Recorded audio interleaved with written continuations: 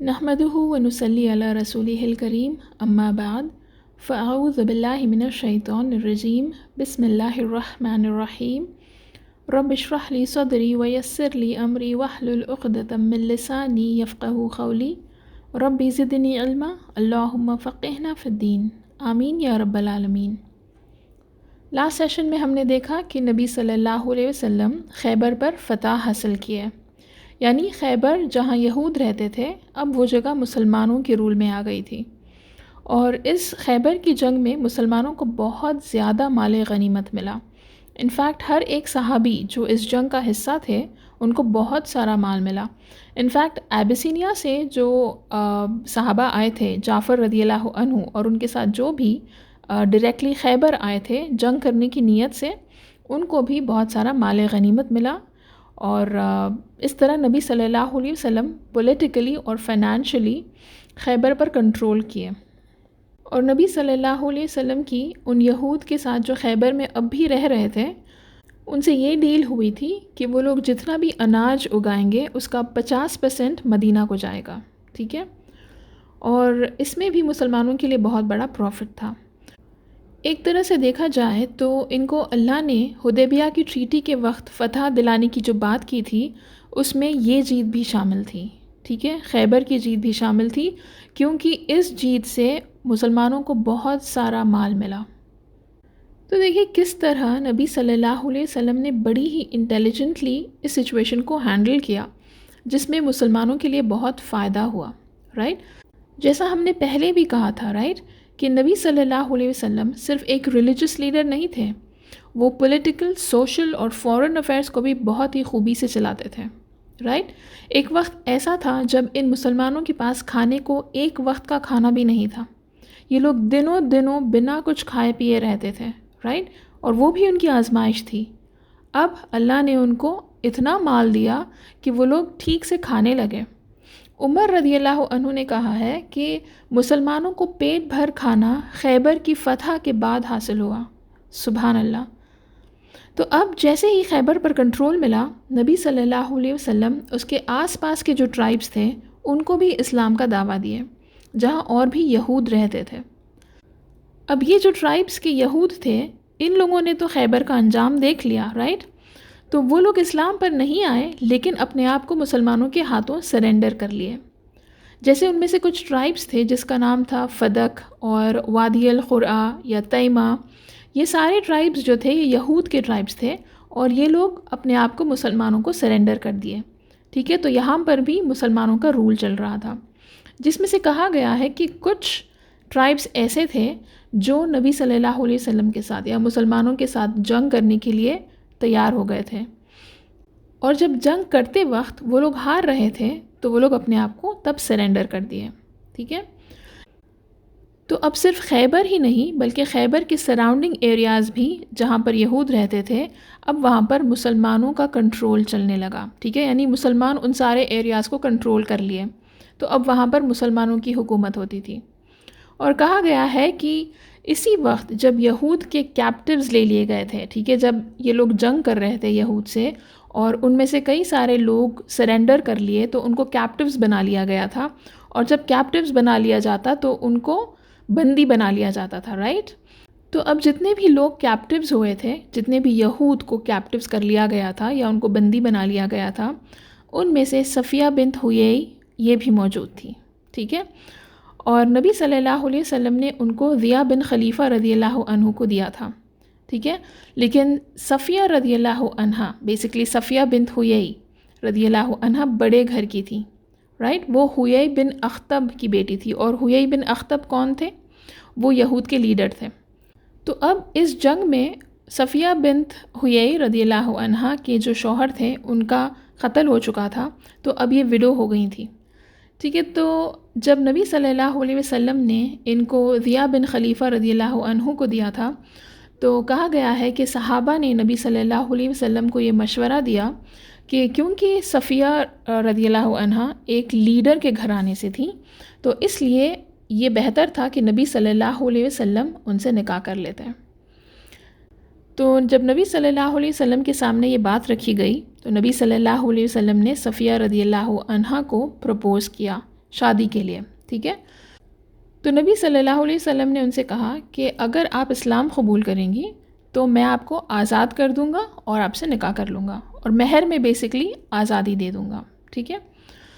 تو نبی صلی اللہ علیہ وسلم نے جب ان کو یہ پروپوزل بھیجا تو صفیہ بنت حیی رضی اللہ عنہا انہوں نے نبی صلی اللہ علیہ وسلم کا پروپوزل ایکسیپٹ کیا اور انہوں نے اسلام قبول کیا، اور اس طرح ان کا نکاح نبی صلی اللہ علیہ وسلم سے ہو گیا.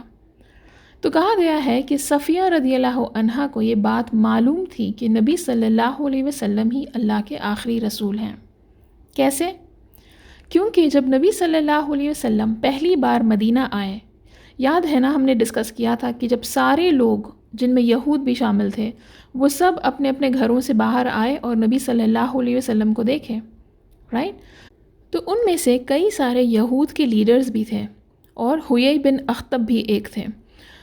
تو یہ صفیہ رضی اللہ عنہا سے پتہ چلا تھا کہ حیی بن اخطب اپنے بھائی کے ساتھ یہ بات کر رہے تھے. بیسکلی وہ دونوں ڈسکس کر رہے تھے کہ ایک دوسرے سے وہ یہ پوچھ رہے تھے کہ کیا لگتا ہے کہ تم کو یہ اللہ کے آخری رسول ہیں؟ کیا محمد صلی اللہ علیہ وسلم ہی اللہ کے آخری رسول ہیں؟ تو دونوں یہ ڈسکس کر رہے تھے اور دونوں اس بات پر اگری کیے کہ ہاں یہی اللہ کے رسول محمد صلی اللہ علیہ وسلم ہے جس کا ذکر ان کی کتاب میں آیا ہے. لیکن انہوں نے ایک دوسرے سے یہ کہا کہ ہم یہ بات کو نہیں مانیں گے. ٹھیک ہے، ہم اس بات کو قبول ہی نہیں کریں گے، ہم محمد صلی اللہ علیہ وسلم کو اللہ کا رسول نہیں مانیں گے. یہ ان لوگوں کا اگریمنٹ ہوا تھا. اور جب یہ بات ہو رہی تھی تو کہا گیا ہے کہ صفیہ رضی اللہ عنہا وہاں موجود تھیں اور انہوں نے ان کی باتیں سنی. اب وہ عورت تھی، کچھ کر تو نہیں سکتی تھی، لیکن ان کو یہ بات جب پتہ چل گئی تھی تو کہا گیا ہے کہ تب سے ہی صفیہ رضی اللہ عنہا کا دل اسلام کی طرف جھک گیا تھا. تو اب جب نبی صلی اللہ علیہ وسلم نے ان کو پروپوز کیا تو انہوں نے اسلام قبول کر لیا، اور اس طرح وہ نبی صلی اللہ علیہ وسلم کی زوجہ بن گئی. صفیہ رضی اللہ عنہا کو لے کر ایک حدیث نریٹ کی گئی ہے جس میں کہا گیا ہے کہ ایک دن نبی صلی اللہ علیہ وسلم نے صفیہ رضی اللہ عنہا کو روتے ہوئے دیکھا اور پوچھا کہ آپ رو کیوں رہی ہو؟ تو صفیہ رضی اللہ عنہا نے نبی صلی اللہ علیہ وسلم کو کہا کہ ان کے جو دوسرے ازواج تھے، جو نبی صلی اللہ علیہ وسلم کی دوسری بیویاں تھیں، وہ صفیہ رضی اللہ عنہا کو یہ طعنہ مار رہی تھیں کہ تم تو یہودی ہو. ٹھیک ہے. تو یہ بات سن کر صفیہ رضی اللہ عنہا کو تکلیف ہوئی اور وہ رونے لگی. تو نبی صلی اللہ علیہ وسلم نے ان سے پوچھا تو تم نے کیا جواب دیا ان کو؟ تو صفیہ رضی اللہ عنہا نے کہا میں کیا کہتی، یہ تو بات سچ ہے کہ میں یہود سے ہوں. تو نبی صلی اللہ علیہ وسلم نے صفیہ رضی اللہ عنہا سے کہا کہ اگر تم سے کوئی یہ بات کہے تو تم ان سے کہنا کہ تم ایک نبی کے خاندان سے ہو، تمہارے والد بھی ایک نبی تھے، تمہارے چاچا بھی ایک نبی تھے، اور تمہارے شوہر بھی ایک نبی ہیں. ٹھیک ہے. اور یہ بات کا مطلب کیا تھا؟ والد یعنی ہارون علیہ السلام کی بات کر رہے ہیں، کیونکہ صفیہ رضی اللہ عنہا ہارون علیہ السلام کی نسل سے تھیں. ٹھیک ہے. اور ان کے چاچا یعنی موسیٰ علیہ السلام کی بات کر رہے ہیں، کیونکہ ہارون علیہ السلام کے بھائی تھے، رائٹ، موسیٰ علیہ السلام. اور اب نبی صلی اللہ علیہ وسلم جو ان کے شوہر تھے، تو نبی صلی اللہ علیہ وسلم ان سے یہ کہہ رہے تھے کہ تم ان لوگوں سے کہنا کہ تم انبیاءوں کے خاندان سے ہو، تمہارے والد بھی نبی تھے، تمہارے چاچا بھی نبی تھے، اور تمہارے شوہر بھی نبی ہیں. سبحان اللہ. تو جیسے نبی صلی اللہ علیہ وسلم اپنی ہر بیوی سے محبت کرتے تھے، ویسے ہی وہ صفیہ رضی اللہ عنہا سے بھی محبت کرتے تھے. نبی صلی اللہ علیہ وسلم نے کبھی بھی صفیہ رضی اللہ عنہا سے کم محبت نہیں کی کیونکہ وہ یہود سے تھیں. ٹھیک ہے. وہ پھر بھی صفیہ رضی اللہ عنہا سے ویسے ہی محبت کرتے تھے جیسے کہ وہ اپنے دوسرے بیویوں سے کرتے تھے. ہاں، لیکن اب ان میں کسی کو وہ بہت زیادہ محبت کرتے تھے جیسے کہ عائشہ رضی اللہ عنہا ہو گئی، رائٹ. لیکن پھر بھی وہ سب کو ایک ہی نظر سے دیکھتے تھے. خیر، تو اب جب مسلمان نبی صلی اللہ علیہ وسلم کے ساتھ خیبر سے واپس آ رہے تھے تو راستے میں ایک اور انسیڈنٹ نریٹ کیا گیا ہے ابو ہریرہ رضی اللہ عنہ سے. انہوں نے کہا کہ جب خیبر سے نبی صلی اللہ علیہ وسلم مسلمانوں کے ساتھ لوٹ رہے تھے تو راستے میں آرام کرنے کے لیے وہ لوگ رات میں کہیں رکے. ٹھیک ہے. کیونکہ رات بہت ہو چکی تھی اور سب تھک گئے تھے، تو ریسٹ کرنے کے لیے وہ لوگ کہیں رکے. نبی صلی اللہ علیہ وسلم نے بلال رضی اللہ عنہ سے کہا کہ ان کو اور باقی سب کو فجر کے لیے اٹھا دیں. تو اب سب سو گئے تھے اور بلال رضی اللہ عنہ نوافل پڑھے اور وہ بھی تھک گئے تھے اور فجر کا انتظار کرتے ہوئے وہ بیٹھ گئے۔ اتنے میں ہی ان کو نیند لگ گئی اور فجر کا وقت ہو گیا تھا، ٹھیک ہے، اور ان کی نیند نہیں کھلی۔ جب صبح کی روشنی ہوئی اور نبی صلی اللہ علیہ وسلم اٹھے اور دیکھی کہ فجر کا وقت تو ہو چکا تھا اور سورج نکل چکا ہے، تو وہ فوراً بلال رضی اللہ عنہ کے پاس گئے اور ان کو اٹھا کر بولے کہ تم نے مجھے اٹھایا کیوں نہیں؟ تو بلال رضی اللہ عنہ نبی صلی اللہ علیہ وسلم سے بولے، یا رسول اللہ، جس نے آپ کو سلا دیا اسی نے مجھے بھی سلا دیا، مجھے نیند لگ گئی اور مجھے پتہ بھی نہیں چلا۔ یعنی کہ وہ اللہ کی بات کر رہے تھے کہ جس طرح اللہ نے نبی صلی اللہ علیہ وسلم کو نیند دے دی، اسی طرح بلال رضی اللہ عنہ کو بھی اللہ نے ہی سلا دیا اور اس طرح ان کی نماز مس ہو گئی تھی۔ اب اس کے بعد نبی صلی اللہ علیہ وسلم سارے مسلمانوں کو فجر کی نماز پڑھائے اور نماز کے بعد ان سب سے بولے کہ جب بھی کوئی کسی بھی وقت کی نماز پڑھنا بھول جائے تو جب بھی اس کو یاد آ جائے تو وہ فوراً نماز پڑھ لے، ٹھیک ہے۔ یہیں سے ہمیں یہ پتہ چلتا ہے کہ اگر ہم کبھی نماز بھول جاتے ہیں، نماز پڑھنا بھول جاتے ہیں، تو ہمیں جب بھی یاد آ جائے تو ہمیں فوراً نماز پڑھ لینی چاہیے، ٹھیک ہے۔ خیر، تو اب مسلمان خیبر کی جیت کے بعد مدینہ پہنچے اور وہ سارا مال لے کر مدینہ پہنچے، مال غنیمت جو ان کو ملا تھا، اور یہ ایک بہت ہی بڑی خوشی کی بات تھی مسلمانوں کے لیے، کیونکہ حدیبیہ کی ٹریٹی ان کے لیے کمپرومائزنگ تھی، یاد ہے نا؟ اس میں اللہ نے کہا ہے کہ ان کے لیے وہ جیت تھی، لیکن ان کو جیت کلیئرلی دکھائی نہیں دی تھی، رائٹ؟ لیکن اب خیبر پر ان کو فتح ملنے کے بعد وہ سب بہت خوش ہو گئے، جس طرح ان کو مال غنیمت ملا اس کی بھی وجہ سے وہ بہت خوش ہو گئے تھے۔ تو اب اس کے بعد کیا ہوا؟ 7th ایئر ہجرہ میں حدیبیہ کی ٹریٹی کو لے کر 1 سال ہو رہا تھا، اور حدیبیہ کی ٹریٹی کے 1 سال بعد کیا ہونے والا تھا؟ 7th ایئر آف ہجرہ ذوالقعدہ کے مہینے میں نبی صلی اللہ علیہ وسلم 2000 مسلمانوں کے ساتھ اور 60 قربانی کے جانور لے کر عمرہ کرنے گئے۔ فائنلی وہ جس کے انتظار میں تھے وہ وقت آ گیا تھا اور سب عمرہ کے لیے نکلے، اور اس عمرہ کو عمرۃ القضاء کہا جاتا ہے، کیونکہ یہ وہ عمرہ تھا جو 1 سال پہلے کرنا تھا لیکن یہ 1 سال ڈیلے ہو چکا تھا، رائٹ؟ تو اس لیے اس کو عمرۃ القضاء کہتے تھے۔ تو نبی صلی اللہ علیہ وسلم مسلمانوں کے ساتھ مکہ کے لیے نکلے، اور اگریمنٹ کے مطابق یہ لوگوں کو ہتھیار لے کر مکہ میں نہیں جانا تھا، رائٹ؟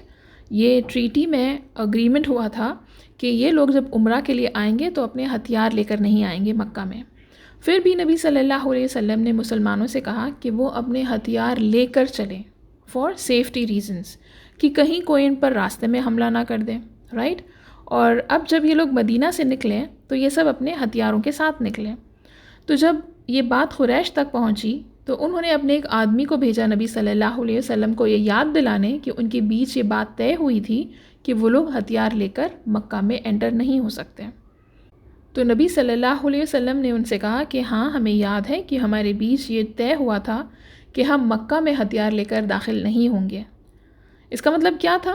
اس کا مطلب یہ تھا کہ اگریمنٹ کے اکارڈنگ مکہ میں کوئی بھی مسلمان اپنے ہتھیار لے کر داخل نہیں ہو سکتا، لیکن وہ مدینہ سے تو اپنے ہتھیار لے کر نکل سکتا ہے، رائٹ؟ تو نبی صلی اللہ علیہ وسلم نے ایسا کیوں کیا؟ کیوں انہوں نے مسلمانوں سے کہا کہ وہ اپنے ہتھیار لے کر ساتھ چلیں؟ کیونکہ دیکھیے، کچھ بھی ہو سکتا تھا کہ قریش دھوکہ دیں، رائٹ، اور ان پر حملہ کر دیں، یا ہو سکتا تھا کہ راستے میں ان پر کوئی حملہ کر دیں۔ تو اس لیے نبی صلی اللہ علیہ وسلم نے سب کو اپنے ہتھیار کے ساتھ مدینہ سے نکلنے کو کہا۔ اور جب مکہ پہنچے تو نبی صلی اللہ علیہ وسلم نے 200 مسلمانوں کو مکہ کے باہر ان ہتھیاروں کو گارڈ کرنے کے لیے روک دیا۔ تو بیسکلی جو 2000 مسلمان مکہ کے لیے آئے تھے عمرہ کرنے، ان میں سے 200 لوگ باہر ہی رکے تھے، اور باقی 1800 لوگ جو تھے وہ لوگ پہلے مکہ میں داخل ہوئے نبی صلی اللہ علیہ وسلم کے ساتھ۔ پہلے وہ لوگ عمرہ کیے، اور جب ان کا عمرہ کمپلیٹ ہوا تو ان میں سے کچھ لوگ باہر آئے اور ان ہتھیاروں کی حفاظت کیے، اور باقی جو 200 لوگ تھے یہ لوگ اندر جا کے اپنا عمرہ کمپلیٹ کیے، ٹھیک ہے؟ تو کہا گیا ہے کہ جب نبی صلی اللہ علیہ وسلم مسلمانوں کے ساتھ عمرہ کرنے گئے تو مکہ کے مشرکون کچھ اپنے گھروں میں بند ہو گئے تھے، کچھ دور پہاڑوں پر چلے گئے تھے، اور کچھ دارالندوہ میں چلے گئے تھے۔ کیوں؟ کیونکہ ان کو مسلمانوں سے بات چیت نہیں کرنی تھی۔ تو نبی صلی اللہ علیہ وسلم تلبیہ پڑھتے ہوئے، لبیک پڑھتے ہوئے مکہ میں داخل ہوئے، کعبے کے پاس پہنچے اور اپنی اونٹنی خصوہ پر ہی بیٹھ کر کعبے کا طواف کیے، اور اپنی اونٹنی پر ہی بیٹھ کر وہ ایک لکڑی سے حجر اسود کو چھوئے، اور ان کے پیچھے پیچھے سارے مسلمان بھی طواف کرنے لگے۔ یہ دیکھ کر کہ کس طرح یہ اراؤنڈ 2000 مسلمان طواف کر رہے ہیں، لبیک پڑھ رہے ہیں، اس منظر کو پہاڑوں پر بیٹھے مشرکون نے جب دیکھا تو وہ حیران ہو گئے۔ مسلمانوں کی اسٹرینتھ دیکھ کر، ان کی یونٹی کو دیکھ کر ان سب کے منہ کھلے رہ گئے۔ اب جب یہ سب دیکھ رہے تھے تو ان سے یہ سب برداشت نہیں ہو رہا تھا۔ اتنے میں ہی کچھ مشرکون جو مکہ کے مسلمانوں کو 6 سال کے بعد دیکھ رہے تھے، وہ ان سے اتنے انسیکیور ہو گئے تھے کہ وہ یہ نیوز پھیلانے لگے کہ یہ مکہ کے مسلمان مدینہ جا کر کتنے کمزور ہو گئے، مدینہ ان کو راس نہیں آیا، یہ وہاں جا کر کمزور ہو گئے اور بیمار ہو گئے۔ تو جب نبی صلی اللہ علیہ وسلم نے ان کی یہ بات سنی تو انہوں نے مسلمانوں سے کہا کہ تیز چلو، یعنی رمل کرو۔ رمل کا مطلب ہوتا ہے کہ تیز چلنا، اور کہا کہ اپنے رائٹ شولڈر کو دکھاؤ۔ یہ لوگ احرام میں تھے، رائٹ؟ تو نبی صلی اللہ علیہ وسلم نے ان سے کہا، مسلمانوں سے کہا کہ اپنے رائٹ شولڈر کو انکور کرو، ٹھیک ہے، اس کو کھلا رکھو، تاکہ اس سے مسلمانوں کی طاقت دکھے اور ان کی جیت دکھے کہ آخر کار اللہ نے ان کو جیت دلائی ہے، رائٹ؟ یہ کھلے عام مشرکون کے ہوتے ہوئے عمرہ کر رہے ہیں، یہ ان کی جیت ہی تو تھی، رائٹ؟ اور یہی سنت آج بھی مسلمان مرد فالو کرتے ہیں، وہ لوگ بھی اپنا رائٹ شولڈر کھلا رکھتے ہیں اور رمل کرتے ہیں، رائٹ؟ خیر، تو مکہ کے مشرکون بیسکلی مسلمانوں کو جب عمرہ کرتے ہوئے دیکھے تو وہ بہت ہی انسیکیور فیل کرے۔ ان کو لگ رہا تھا کہ اسلام تو بہت ہی زیادہ آگے بڑھ گیا ہے اور ان مسلمانوں کو بہت اسٹرانگ بنا چکا ہے، تو وہ اس بات سے ڈرنے لگے۔ ایک صحابی عبداللہ بن رواحہ رضی اللہ عنہ، وہ نبی صلی اللہ علیہ وسلم کو گارڈ کر رہے تھے۔ جب نبی صلی اللہ علیہ وسلم چل رہے تھے تو وہ ان سے آگے آگے چل رہے تھے اور لوگوں کو راستے سے ہٹا رہے تھے، بالکل اسی طرح جیسے ہم دیکھتے ہیں نا کہ کوئی VIP لوگوں کو سیکیورٹی گارڈز کیسے گارڈ کرتے ہیں اور لوگوں کو راستے سے ہٹاتے ہیں، بالکل اسی طرح۔ اب جب یہ سب مشرکون دیکھ رہے تھے تو وہ لوگ شوق میں آ گئے تھے کہ آخر یہ سب کیا ہو رہا ہے، کیونکہ ایسا پہلے تو نہیں ہوتا تھا۔ اور عبداللہ بن رواحہ لوگوں کو نبی صلی اللہ علیہ وسلم کے راستے سے ہٹاتے ہوئے زور زور سے پوئٹری کہہ رہے تھے، اور ان کی پوئٹری کے جو الفاظ تھے وہ مشرکون کے خلاف تھے، ان کے دشمنوں کے خلاف تھے۔ بیسکلی وہ اپنی پوئٹری سے مشرکون کو دھمکا رہے تھے، ان کو ڈرا رہے تھے۔ تو جب عمر رضی اللہ عنہ نے عبداللہ بن رواحہ رضی اللہ عنہ کی یہ پوئٹری سنی تو ان کو غصہ آیا۔ انہوں نے عبداللہ بن رواحہ کو ڈانٹا اور پوچھا کہ تم عمرہ کرتے ہوئے پوئٹری کیسے بول رہے ہو؟ یہ جگہ کا احترام کرو، یہاں پر تم کو اللہ کی عبادت کرنی ہے، اور چپ رہو۔ تو نبی صلی اللہ علیہ وسلم نے جب یہ بات سنی تو وہ عمر رضی اللہ عنہ سے بولے کہ عبداللہ بن رواحہ کو کہنے دو، کیونکہ یہ جو کچھ کہہ رہے ہیں یہ اللہ کی نظر میں بہت اچھی بات ہے، کیونکہ یہ جس طرح یہ پوئٹری کے الفاظ بول رہے تھے اس سے دشمنوں کے دل میں خوف پیدا کر رہے تھے، اور کہا گیا ہے کہ اللہ کی نظر میں یہ اچھی بات تھی۔ تو اب کہا گیا ہے کہ اس عمرے کا جو امپیکٹ مکہ کے مشرکون پر ہوا ہے وہ بہت ہی اسٹرانگ رہا۔ کافی لوگ جب یہ سب کچھ دیکھ رہے تھے، ان مسلمانوں کا جوش اور ان کے جذبے کو دیکھ رہے تھے کہ جس طرح وہ عمرہ کر رہے ہیں، تو ان کے دلوں کو یہ محسوس ہوا کہ کہیں ان مسلمانوں کا دین سچا تو نہیں ہے۔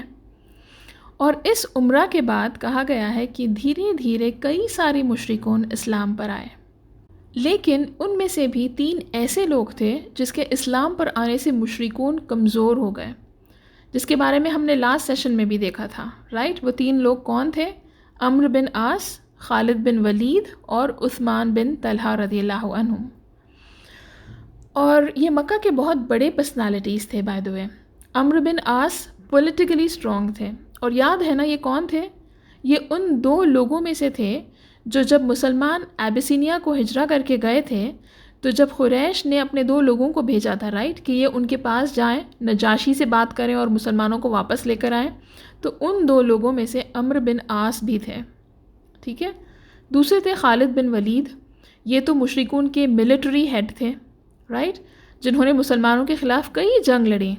یاد ہے نا جنگ احد میں بھی انہی کی وجہ سے وہ مسلم آرچرز پر یہ حملہ کیے اور مسلمانوں کے لیے بہت مشکلیں پیدا کیے تھے، رائٹ؟ اور ان کے ہاتھوں کئی سارے مسلمان جو تھے وہ شہید بھی ہوئے۔ اب تیسرے تھے عثمان بن طلحہ رضی اللہ عنہ، اور پتہ ہے یہ کون تھے؟ یہ کعبہ کی چابی کے انچارج تھے، ٹھیک ہے؟ یعنی کعبہ کی جو چابی ہوتی تھی وہ ان کے ہاتھوں میں ہوتی تھی۔ تو اب جب یہ لوگ اسلام قبول کیے تو مکہ کے مشرکون اور بھی کمزور ہو گئے، ٹھیک ہے؟ تو اب مکہ میں کیا ہوا؟ نبی صلی اللہ علیہ وسلم اور سارے مسلمانوں نے عمرہ کمپلیٹ کیا اور اپنے بال نکلوائے اور عمرہ کے سارے ریچولز کو پورا کر دیے۔ اب کہا گیا ہے کہ نبی صلی اللہ علیہ وسلم 3 دن تک وہیں رکے، اور چوتھے دن مشرکون علی رضی اللہ عنہ کے پاس آئے اور ان سے بولے کہ وعدے کے مطابق 3 دن ہو چکے، اب محمد صلی اللہ علیہ وسلم کو اور مسلمانوں کو مکہ سے جانا ہوگا۔ اوبویسلی نبی صلی اللہ علیہ وسلم کو ان کی اگریمنٹ یاد تھی، اور وہ مسلمانوں سے بولے کہ سب مکہ سے نکل جائیں اور صارف پر جا کر رکیں۔ یہ جگہ مکہ سے اراؤنڈ 15-16 کلومیٹر کی دوری پر تھی، جہاں نبی صلی اللہ علیہ وسلم مسلمانوں کے ساتھ اور کچھ دن رکے۔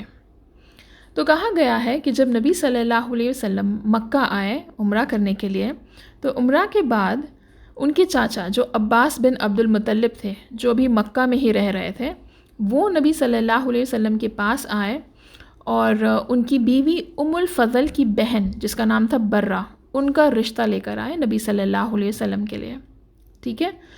تو برہ رضی اللہ عنہا وہ کون تھی؟ وہ قریش کی ٹرائب سے ہی تھی، اور ان کا نام نبی صلی اللہ علیہ وسلم نے بدل کر میمونہ رکھا، ٹھیک ہے؟ کہا گیا ہے کہ یہ انہی کی خواہش تھی، میمونہ رضی اللہ عنہا کی خواہش تھی کہ وہ نبی صلی اللہ علیہ وسلم سے نکاح کریں، اور اس وقت وہ ایک وڈو تھی، اور وہ اپنی بہن ام الفضل کے پاس آئیں اور اس بات کا ذکر کی کہ ان کو نبی صلی اللہ علیہ وسلم سے نکاح کرنا ہے۔ اور جب یہ بات عباس رضی اللہ عنہ کو پتہ چلی تو وہ نبی صلی اللہ علیہ وسلم کے پاس ان کا رشتہ لے کر گئے۔ تو کیونکہ یہ رشتہ نبی صلی اللہ علیہ وسلم کے چاچا سے آیا ہے، یاد ہے نا، وہ نبی صلی اللہ علیہ وسلم کے بہت ہی اچھے دوست تھے اور ان دونوں کے بیچ زیادہ ایج ڈفرینس نہیں تھا، تو نبی صلی اللہ علیہ وسلم ان کو منع نہیں کر سکے اور انہوں نے اس رشتے کے لیے ہاں کر دی، اور اس طرح نبی صلی اللہ علیہ وسلم کا نکاح ہوا میمونہ رضی اللہ عنہا کے ساتھ۔ اور کہا گیا ہے کہ ان کا نکاح ہوا صارف میں ہی، اور نکاح کے وقت نبی صلی اللہ علیہ وسلم نے ان کا نام بدل کر میمونہ رکھا، ٹھیک ہے؟ میمونہ رضی اللہ عنہا یہ بھی بہت کائنڈ اور کیئرنگ تھی، وہ اپنے لوگوں کو لے کر بہت ہی کیئرنگ تھی اور سب کے ساتھ اچھی رشتہ داری نبھاتی تھی۔ وہ بھی نبی صلی اللہ علیہ وسلم سے بہت محبت کرتی تھی، اور وہ نبی صلی اللہ علیہ وسلم کے ساتھ 3 سال تک رہیں، ٹھیک ہے؟ اور وہ نبی صلی اللہ علیہ وسلم کی باقی جو دوسرے ازواج تھے انہی کی طرح اللہ کی عبادت کرتی تھی، ان کے دل میں بھی اللہ کے لیے ویسے ہی تقویٰ تھا، اللہ کی بہت نیک بندی تھی، وہ بھی اسلام کے بارے میں بہت کچھ سیکھی اور کافی سارا نالج تھا ان کے پاس جو وہ آگے لوگوں تک پہنچائی، اور یہ نبی صلی اللہ علیہ وسلم کی آخری زوجہ تھیں، ٹھیک ہے؟ کہا گیا ہے کہ وہ 80 سال تک رہیں، اور ان کی آخری وقت میں انہوں نے یہ ریکویسٹ کیا تھا کہ ان کو وہیں دفنایا جائے جہاں ان کا نبی صلی اللہ علیہ وسلم سے نکاح ہوا تھا، اور ان کی یہ خواہش کو پورا بھی کیا گیا۔ تو اس طرح نبی صلی اللہ علیہ وسلم کے باقی سارے ازواج امہات المؤمنین جو مدرز آف بلیورز ہیں ہمارے، ان میں میمونہ رضی اللہ عنہا بھی شامل ہو گئیں، ٹھیک ہے؟ اور اس سیشن کو ہم یہیں روکتے ہیں، انشاءاللہ ہم نیکسٹ سیشن میں آگے کنٹینیو کریں گے۔ سبحانک اللہم و بحمدک، نشہد ان لا الہ الا انت، نستغفرک و نتوب الیک۔ السلام علیکم ورحمۃ اللہ وبرکاتہ۔